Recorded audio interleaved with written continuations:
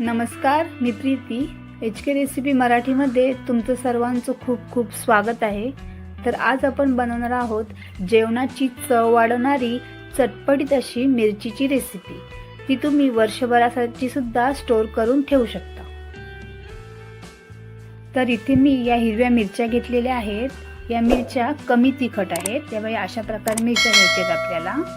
या मी धुवून पुसून घेतलेल्या आहेत. तर आता या कशा कट करायच्या त्या तुम्हाला मी दाखवते. आपल्याला काय करायचं आहे, पहिला याचा जो देठा आहे तो आपल्याला काढून घ्यायचा आहे. त्यानंतर मधोमध अशी आपल्याला कट मारून घ्यायची.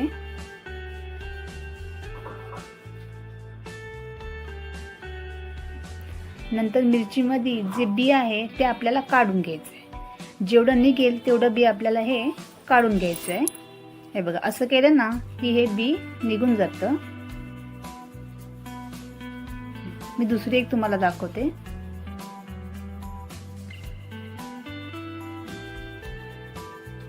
अशी कट मारायची सरळ.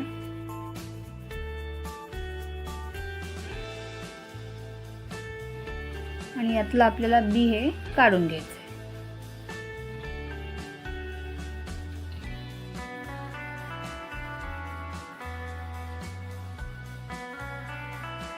अशा प्रकारे सर्व मिरच्या मी आता कट करून घेते.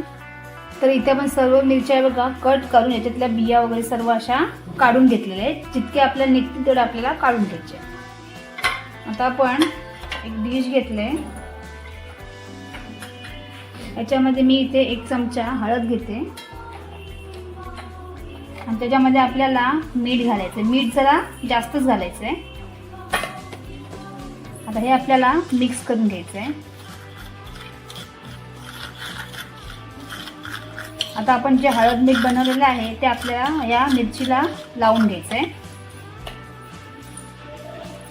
बघा, आपल्याला अशी मिरची घ्यायची आहे आणि या मिरचीला आपल्याला व्यवस्थित असं हळद मीठ लावून घ्यायचं आहे. एकदम सोपी रेसिपी आहे, पण ही मिरची इतकी भारी लागते ना. अगदी डाळ नुसती असेल तरी मिरची तळली तरी खूप छान लागते. एकदम सोपी पद्धत आहे. असं हळद मीठ आपल्याला लावून घ्यायचं आहे.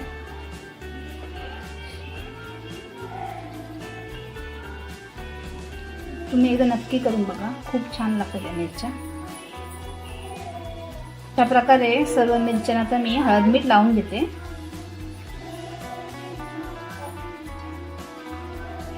तर इथे सर्व मिरच्यांना आपण हे बघा हळद मीठ असं व्यवस्थित असं लावून घेतलेलं आहे. फक्त याच्यामध्ये पाणी अजिबात वापरायचं नाही आपल्याला. जेव्हा मिरच्या आपण धुवून घेऊ तेव्हा त्या सुद्धा पुसूनच घ्यायचं आपल्याला आणि नंतर त्या कट करायचे. आता मी ते परात घेते, मोठी परात घेते जरा, आणि या आपल्याला अशा ठेवायच्या. किंवा तुम्ही एखादा सुती कपडा घेतला तरी जाणार आहे.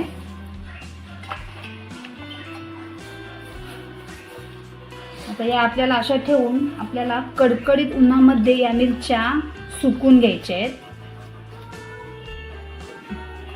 आता या आपण मिरच्या उन्हामध्ये सुकून घेणार. तर बघा, मिरच्या आपण या 4 दिवस कडकडीत उन्हामध्ये सुकून घेतलेल्या आहेत.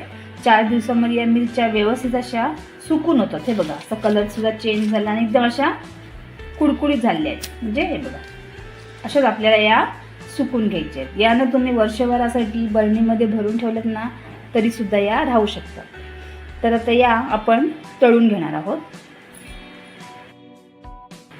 तर आपण एक तेल गरम करत ठेवलं आहे. आता आपण मिरची तळून घेणार आहोत, पण तेल आपल्याला एकदम कडकडीत नाही गरम करायचं आहे. अशा मिरच्या आपल्याला टाकून घ्यायच्या आहेत आणि कुरकुरीत अशा तळून घ्यायच्या.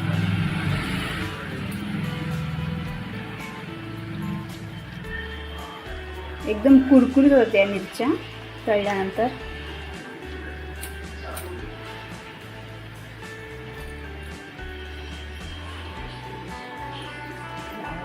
त्यामुळे इथे आपल्या मिरच्या आपल्या तळून झालेल्या आहेत. आता आपण काढून घेणार आहोत.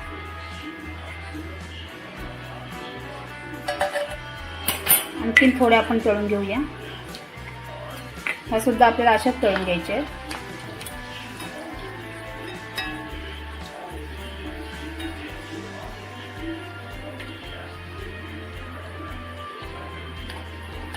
अगदी लगेच तळून होतात, ते जास्त करपवायचे नाही, लगेच काढून टाकायच्या. हे बघा, या सुद्धा आता आपल्या झालेल्या आहेत.